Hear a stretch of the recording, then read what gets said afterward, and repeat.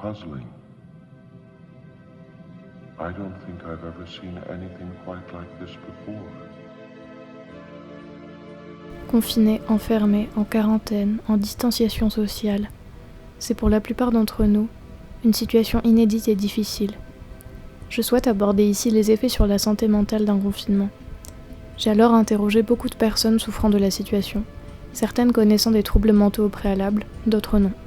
Je me suis basée sur les études scientifiques faites à ce sujet, comme l'enquête nationale chinoise sur le degré de détresse psychologique de leur population, ou bien The Lancet, publiant une synthèse de 3506 articles et 24 études retenues sur les moyens de réduire les risques.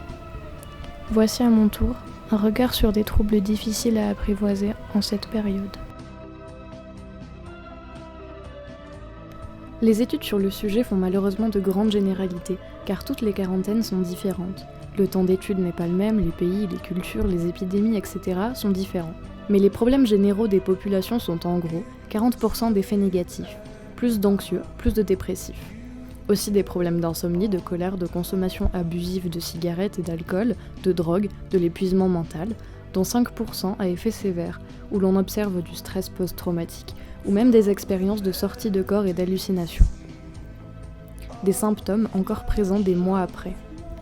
Les facteurs sont avoir des enfants, des problèmes psy antérieurs, la frustration de la privation de liberté, le stress de la post-crise car peur pour nos finances ou peur de la précarité. Et enfin, le manque d'infos fiables.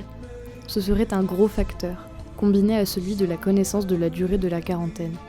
Il est très important de faire connaître aux gens la durée précise de l'enfermement, de faire circuler des protocoles clairs et précis et des informations claires et fiables. La transparence du gouvernement sur la crise est aussi très importante, ce qui n'a pas du tout été le cas dans notre pays.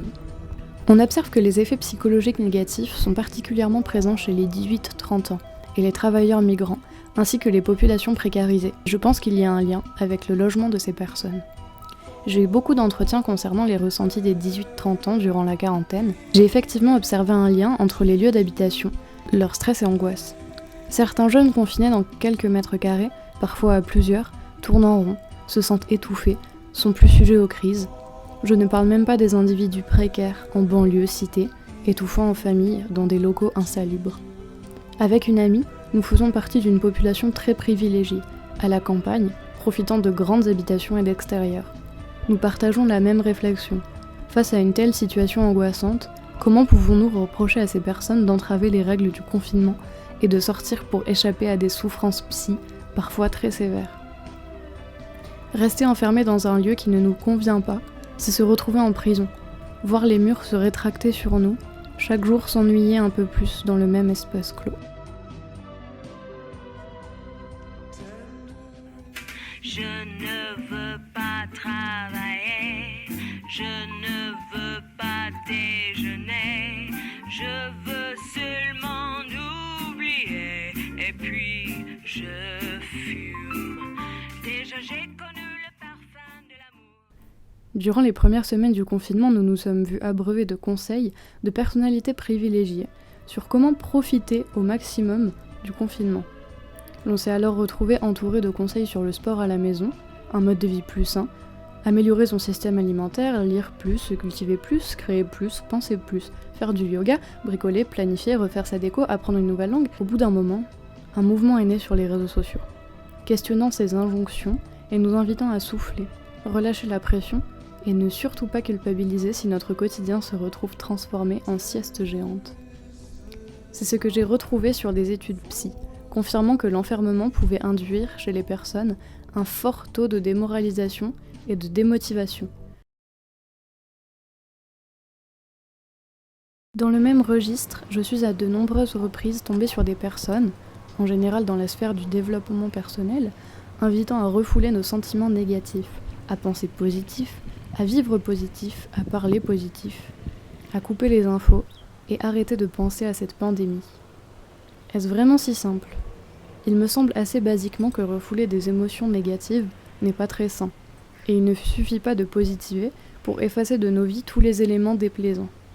Comment pourrions-nous dire de positiver à quelqu'un voyant sa famille impactée par le virus, ou bien à une personne souffrant de dépression ? Inviter une personne à positiver part sans doute d'un bon sentiment. Pour autant, quand j'ai discuté avec certaines personnes, elles m'ont dit culpabiliser à cause de cela de ne pas y arriver, de continuer à ressentir des émotions négatives malgré leur situation plutôt bonne. Pour certains, positiver ne suffira jamais, et il est important de développer une aide psy dans cette crise. Il est tout à fait normal d'être mentalement chamboulé par la situation.